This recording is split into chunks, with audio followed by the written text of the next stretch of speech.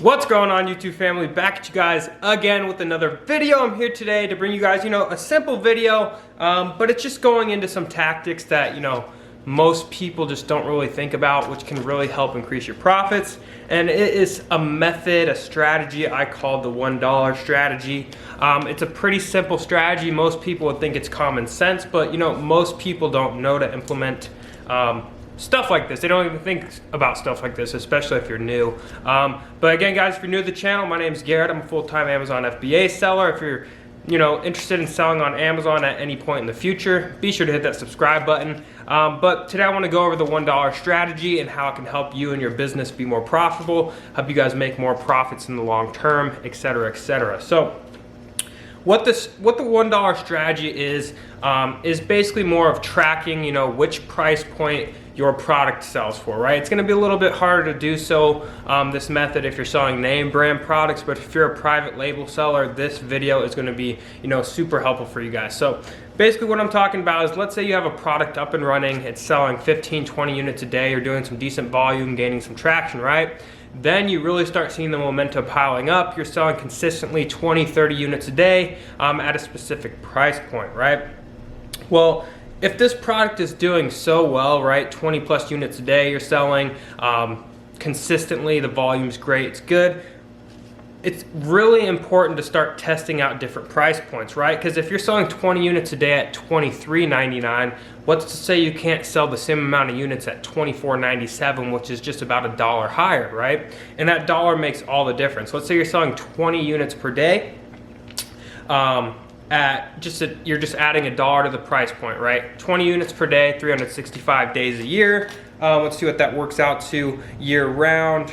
20 times $365, $7,300 extra a year in revenue you can generate for your business just by changing the price for $1. It doesn't seem like that big of a thing, but once you guys really start to scale your Amazon business, $1 per product extra on top is really going to be super beneficial, because especially if you're moving, some people move 40, 50, 60,000 units in a year or more, that extra dollar is going to be an extra 40, 50, $60,000 going forward in the future for your business, just by, figuring out, can I charge $1 extra to make, the same amount of sales, right? Same thing goes for taking $1 less. You might be willing to take $1 less in profit if your volume increases by 25%. Now, obviously you're gonna want to track, daily. I like to track my sales, my cost per unit, what I sold, which price point I'm selling my products at, and how many units I did for that day. And it makes it super beneficial to track this type of stuff daily, so you can start doing averages like over a 7-day period. I sold 19 here, 23 here. You can get an average for the week, okay? Going into the next week, we're gonna test a different price point, see how well we do. If we're still consistently selling the same amount of products, why not try to raise it another $1, okay? And you'd be surprised, guys, $1 or $2 really doesn't make that all big of a difference if you have a good quality product.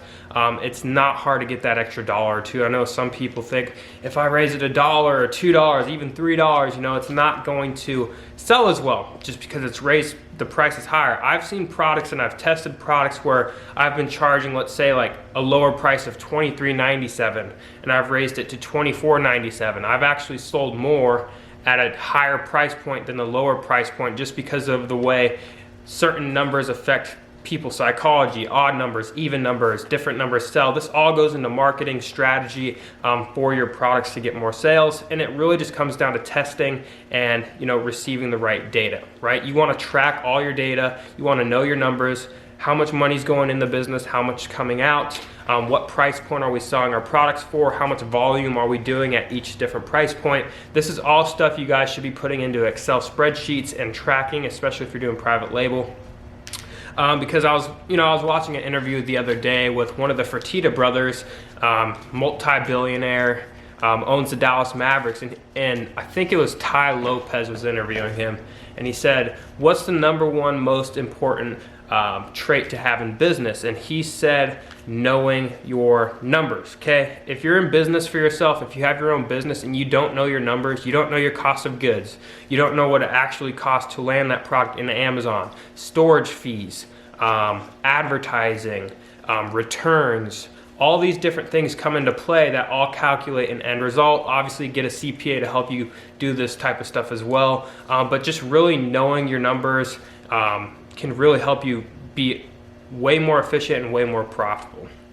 But guys, this video is just simply saying test different price points on your products. You'd be greatly surprised to see that you could charge $1 more for each one of your products, and you're really not going to take a hit in sales, especially if you're doing this the right way. It's something that's definitely worth testing, because if you can sell the same volume at $1 higher, you're just going to have an extra $1 per sale coming in, which is just extra profit on top of what you were already making.